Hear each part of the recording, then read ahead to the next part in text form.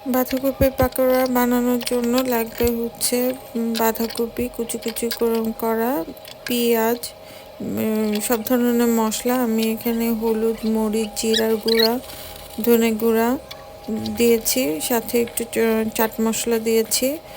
তারপরে হচ্ছে এর মধ্যে দিতে হবে চালের গুঁড়া আর হচ্ছে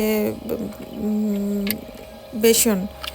বেসন বেসন দিয়ে ভালো মতো এটাকে মাখালে বাঁধাকপির মধ্যে যে পানি থাকে সেটা দিয়ে একটা লিকুইড ফর্ম হয়ে যাবে, আর বাড়তি কোনো পানি দেওয়ার দরকার হয় না। আপনারা চাইলে এর মধ্যে ডিম দিতে পারেন, আমি ডিম দেইনি, ডিম ছাড়াই মজা লাগছিল। অনেকে আজিনোমোটো দেয়, আজিনোমোটো মানে হচ্ছে স্বাদ লবণ, স্বাদ লবণ দিতে পারেন, আবার স্বাদ লবণ ছাড়াও মজা লাগে। সামান্য একটু চিনিও দিতে পারেন, আমি একটু মিষ্টি মিষ্টি পছন্দ করি। সামান্য একটু চিনি দিলে স্বাদটা একটু অন্যরকম মনে হয়। তবে ফ্রাই প্যানে আপনি ডুবো তেলে ভাজবেন। ফ্রাই প্যানে তেলটা যখন হালকা হালকা গরম হতে থাকবে তখন আপনি আপনার এই পাকোড়াটা আপনি দিবেন। দিয়ে আস্তে আস্তে একটু জালটা মাঝারি থেকে লো আছে আপনি দিয়ে আস্তে আস্তে এটাকে ভাজবেন, কারণ ভিতরে যে বেসন, তারপর চালের গুঁড়ি বা আর বাঁধাকপিটা থাকে ওটা সিদ্ধ হওয়ার একটু ব্যাপার থাকে। এই কারণে চালের গুঁড়ি দেওয়ার জন্য এটা হচ্ছে একটু মচমচে ভাব হয়।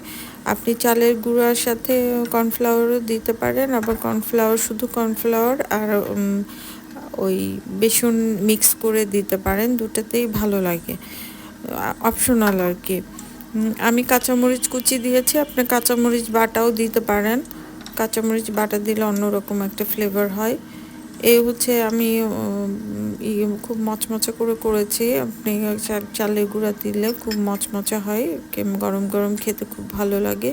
আপনি টমেটোর সস অথবা তেঁতুলের চাটনি দিয়ে এই পাকোড়াটা খেতে খুব মজা লাগে। যেহেতু এখন শীতকাল, বর্ষাকাল আর শীতকালেই আসলে পাকোড়া খাওয়ার মজাই আলাদা।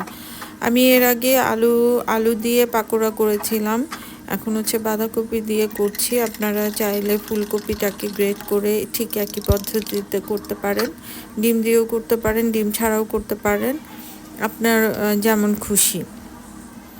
তো বিকেলে নাস্তা হিসেবে পাকোড়াটা খুব ভালো। আপনি পাকোড়া আপনার খিচুড়ির সাথেও কিন্তু ভালো লাগে, আপনার পোলাওয়ের সাথে বা খিচুড়ির সাথে আপনি পাকোড়াটা খেতে পারেন, যার যেটা ইচ্ছা আর কি। আমার আবার মুড়ির সাথে মুড়িটাকে পেঁয়াজ মরিচ দিয়ে মাখিয়ে পাকোড়া ভেঙে তার সাথে খেতে খুব ভালো লাগে।